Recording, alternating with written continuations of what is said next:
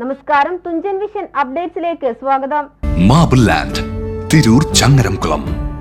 മസ്തിഷ്കത്തിലേക്ക് വെളിച്ചവും വിജ്ഞാനവും കടക്കാത്ത ഈ കാലഘട്ടത്തിൽ ചോദ്യം ചെയ്യലാണ് മാധ്യമപ്രവർത്തകന്റെ ഉത്തരവാദിത്തമെന്ന് അജിത് കൊളാടി KJU സംസ്ഥാന സമ്മേളനത്തിന്റെ ഭാഗമായി തിരൂരിൽ നടന്ന മാധ്യമ സെമിനാർ ഉദ്ഘാടനം ചെയ്ത് പ്രസംഗിക്കുകയായിരുന്നു അദ്ദേഹം. സത്യാനന്തരം പിടികൂടിയിരിക്കുന്നു.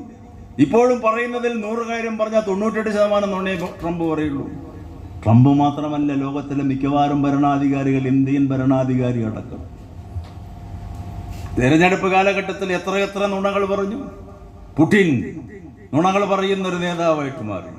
ബ്രസീലിലെ മുൻ പ്രസിഡന്റ് ബർസിലോലോ നുണ പറയുന്ന ആളായി മാറി. നെതന്യാഹു, അങ്ങനെ എല്ലാവരും നുണകളുടെ രാജാക്കന്മാരായി മാറി. ആ നുണകളുടെ രാജാക്കന്മാർ പറയുന്ന അസത്യങ്ങൾ ലോകത്തിൽ പറയാൻ ഏറ്റവും ശക്തിയുള്ള മാധ്യമത്തിന്റെ പേരാണ് മീഡിയാസ്. Power of media. അത് ചെയ്യുന്നുണ്ടോ?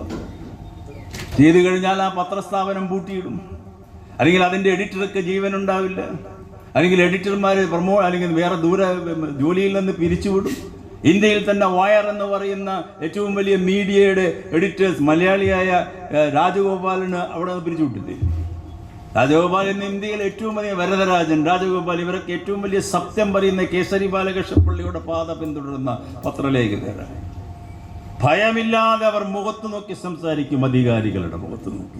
ആത്മവിശ്വാസവും ധൈര്യവും നിശ്ചയദാർഢ്യവും മാധ്യമങ്ങൾക്ക് വേണം. ഗാന്ധിജിയെ പോലെ ജനങ്ങളെ പ്രചോദിപ്പിക്കുന്ന നേതാക്കളാരും ഇപ്പോഴില്ല. രാഷ്ട്രതന്ത്രജ്ഞരുമില്ല. എല്ലാവരും രാഷ്ട്രീയക്കാർ മാത്രമാണ്. കേരളത്തിലും ഇതുതന്നെ സ്ഥിതി. മികച്ച നേതാക്കളെ ഉണ്ടാക്കിയെടുക്കേണ്ട ബാധ്യത മാധ്യമങ്ങൾക്കുണ്ട്. എന്നാൽ റേറ്റിംഗ് കൂട്ടാനുള്ള ഓട്ടത്തിനിടയിൽ പല മാധ്യമങ്ങളും കടമ മറക്കുന്നുമുണ്ട്. ഒരു രാഷ്ട്രത്തിന്റെ ജനങ്ങൾ ഏതു രീതിയിൽ ചിന്തിക്കണമെന്നത് മാധ്യമങ്ങൾക്ക് പങ്കുണ്ട്. 75% പേരും ഒന്നും വായിക്കാത്തവരാണെന്നതാണ് ഇന്ത്യ നേരിടുന്ന ഏറ്റവും വലിയ വെല്ലുവിളി. ഇവിടെ ഇന്ന് ചിന്തകളില്ല. മീഡിയകളുടെ പവർ ഉദാത്തമായ ചിന്തകളുടെ പ്രസരണമായിരിക്കണം. ചിന്തകളെ വ്യാപരിപ്പിക്കലാണ് മാധ്യമങ്ങൾ ചെയ്യേണ്ടത്. അടിസ്ഥാനപരമായി രാഷ്ട്രീയത്തിൽ നടക്കുന്ന പ്രശ്നങ്ങൾ കണ്ടിട്ടും കണ്ടില്ലെന്ന് നടിക്കുന്നത് ശരിയല്ല. മൂലധന ശക്തികൾ വലിയ ശൃംഖലയാണ്. അവരുടെ രാഷ്ട്രീയമാണ് ലോകത്തെ ഗ്രസിച്ചിരിക്കുന്നത്. സൂക്ഷിച്ചു നോക്കിയാൽ ജനാധിപത്യം ഓരോ ദിവസവും അസ്തമിക്കുന്നത് കാണാം. അത് പുനരുദ്ധരിക്കാൻ ഇന്ന് വലിയ നേതാക്കളില്ലെങ്കിൽ പകരം മാധ്യമങ്ങളുണ്ട്. അനാവശ്യമായി സർക്കാരിനെ വിമർശിക്കുന്ന പത്രങ്ങളുമുണ്ട്. ക്രിയാത്മകമായ വിമർശനം എല്ലായിടത്തും വേണം.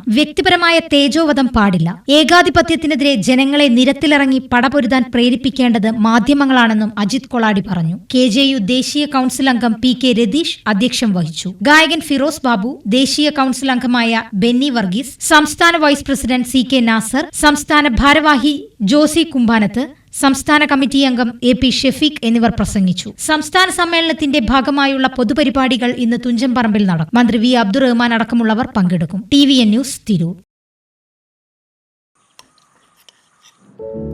എന്നാലും ഗൾഫിലിരുന്നുകൊണ്ട് നീ വീട് ഇത്രയും ഭംഗിയാക്കുമെന്ന് വിചാരിച്ചില്ല. ഇവൾക്ക് അതിന്റെ ക്രെഡിറ്റ് മുഴുവൻ ഇവളുടെ ഐഡിയക്ക് ചെയ്തതല്ല. എന്നാലും ഈ ഫ്ലോറിംഗും സാനിറ്ററി വെയറും ഇതെല്ലാം ഇങ്ങനെ ഒറ്റയ്ക്ക്?